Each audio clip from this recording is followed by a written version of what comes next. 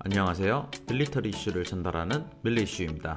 지난 영상에서 LPX-1 강습 상륙함 독도급 입원함 마라도함에 대한 소식을 전해드렸습니다.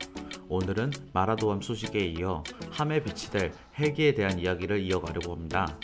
기사 후반부에서 해병대의 상륙기동 헬기 마리논에 대한 소식을 전하고 있습니다. 상륙작전 시 작전 능력을 키우기 위해 해병대의 오랜 수고인 해병항공단 창설에 대한 내용과 마리논에 대한 기사 내용을 소개해드린 후 이야기를 이어가겠습니다. 해병대 상륙기동 헬기 대대 근황. 해병대는 2021년 후반 해병항공단 창설을 목표로 2019년 12월 포항에서 제1 상륙기동 헬기 대대를 창설하여 MUH-1 마리논 상륙기동 헬기의 초도 운용을 시작하였다. 이후 김포에 창설한 제2 상륙기동 헬기 대대는 3대에서 4대의 MUH-1 마리논을 인수하였으나 운용 요원 부족으로 부대 구성이 지연되고 있는 실정이다. 그리하여 2개의 상륙기동 헬기 대대를 근간으로 하는 해병항공단 창설은 1년 지연된 2022년 상반기에 가능할 것으로 예상되고 있으며 코로나19로 인해 해군의 마라도함 인수가 지연되었으나 2021년 가을 이후에는 독도함과 마라도함의 동반 항해와 MUH-1 마리논 상륙기동 헬기의 이착함과 함상 주기를 볼 수 있을 것으로 보인다. 그러나 해결해야 할 숙제도 떠안고 있다. 해병항공단은 조종사 등 운용요원들의 충원과 교육훈련의 시간이 필요하므로 안정적인 전력 운용은 2025년경에야 가능하게 될 것이다. 또한 상륙기동 헬기 대대 주둔지 포항, 김포의 항공기 소음으로 인근 주민들의 민원 제기가 이어지고 있는 것도 문제가 되고 있다. 여기까지가 기사 내용입니다. 1973년 박정희 대통령 시절 해병대 사령부가 해체되면서 해병대의 항공전력 역시 해군에 흡수통합되었습니다. 이후 해병대 독자적인 항공전력 확보를 위해 분주히 노력해온 결과 최근에 해병항공단 창설을 눈앞에 두고 있습니다. 이처럼 해병대에서 항공전력을 확보하여 독자적인 항공단을 창설하려는 이유는 바로 초수평선 상륙작전의 핵심이 바로 항공전력이기 때문입니다. 최근까지의 대한민국 해병대는 항공전력을 보유하지 못하였기에 초수평성 작전을 위한 공수훈련, 헬기 레펠 강화 훈련, 상륙작전 등의 여러 훈련에 있어 6회 공군의 협조를 얻어 항공잔산을 빌려서 훈련을 하는 실정입니다. 타군의 장비를 빌려 훈련하는 만큼 항공잔산을 협조해주는 군의 사정에 따라 훈련 스케줄이 변경되는 것은 자주 있는 일입니다. 이처럼 상륙작전을 위한 기본 훈련에 있어서 제약이 많은 상황입니다. 그렇기에 여러 항공자산 중 상륙작전 시 병력과 지원 물자를 수송할 수 있는 상륙기동 헬기를 가장 먼저 보유하기 위해 노력해 왔습니다. 그 결과 에어버스 헬리콥터사의 AS532 쿠거 기반의 수리온이 개발된 후 함상 운용이 가능한 파생형 모델로 마리논을 개발하였습니다. 주요 차이점은 긴 항속거리를 위하여 실내 보조 연료 탱크를 6개를 탑재한 것입니다. 이로 인하여 전투 인원 7명이 탑승한 채로 최대 항속거리가 729km에 달한다는 것입니다.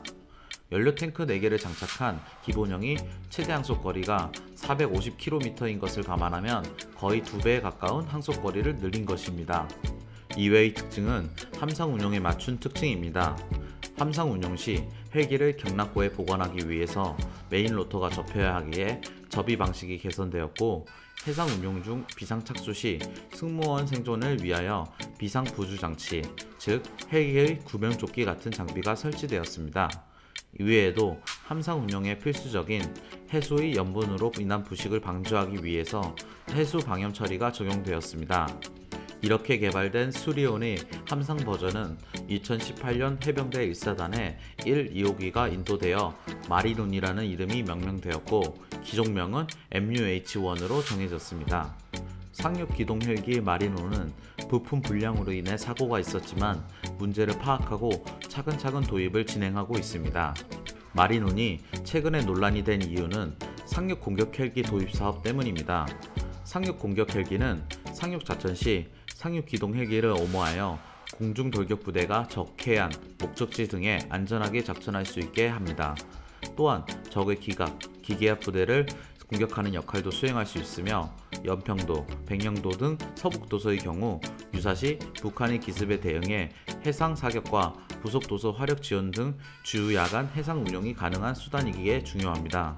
이처럼 중요한 상륙 공격 헬기 사업의 후보 기종으로는 미국 벨사의 AH-1G 바이퍼와 보잉사의 AH-642 아파치 가디언이 유력합니다. 국내 후보 기종으로는 기존 마린원의 무장을 장착한 형태가 거론되었습니다. 해병대에서는 미국 벨사의 AH-1G 바이퍼를 원하지만 정부에서는 국내 생산하는 마린원 무장형 헬기를 도입하는 쪽으로 진행하고 있습니다. 미국 벨사의 AH-1G는 미국 해병대에서 현재 운용 중인 기종이며 애초에 해상 환경에 맞게 제작된 공격 헬기로 세 기종 중 가장 상륙작전 시 최적화된 기종으로 볼 수 있습니다. 그렇기에 미국 해병대와 많은 훈련을 하는 대한민국 해병대에서도 헬기 운용이나 작전, 미 해병대와의 시너지를 생각하면 바이퍼를 희망하는 것은 어쩌면 당연할 것입니다. 상륙 공격 헬기 도입 사업에 대한 여러 이야기가 있어 다른 영상에서 이 주제에 대해 다루어 보겠습니다. 다시 주제로 돌아가면 상륙 기동 헬기 마린호는 상륙 작전 시 공중 돌격 부대가 탑승할 것이며 이를 위해 상륙함에 탑재될 것입니다. 최신 상륙함인 LSD-2 노적공함 기준 2대의 상륙 기동 헬기가 탑재 가능하며 헬기 모함이자 강습 상륙함인 독도함 그리고 이번함 마라도함에 여러 대의 마린혼이 탑재될 것입니다.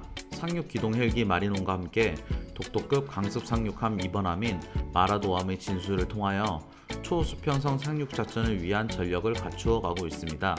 이렇게 전력을 갖추어 가는 과정에서 여러 논란과 사건이 발생하였지만 국방 전력 강화라는 목적을 향해 나아가고 있기에 방향성은 맞는 것으로 보여집니다. 상륙 공격 헬기 논란에 대해 많은 분들의 관심과 많은 의견들은 대한민국 국방 사업이 올바른 방향으로 나아갈 수 있게 할 것입니다. 다음에 새로운 소식으로 찾아뵙겠습니다. 구독과 좋아요는 컨텐츠 제작에 큰 힘이 됩니다. 이상 밀리터리 이슈를 전달하는 밀리 이슈입니다.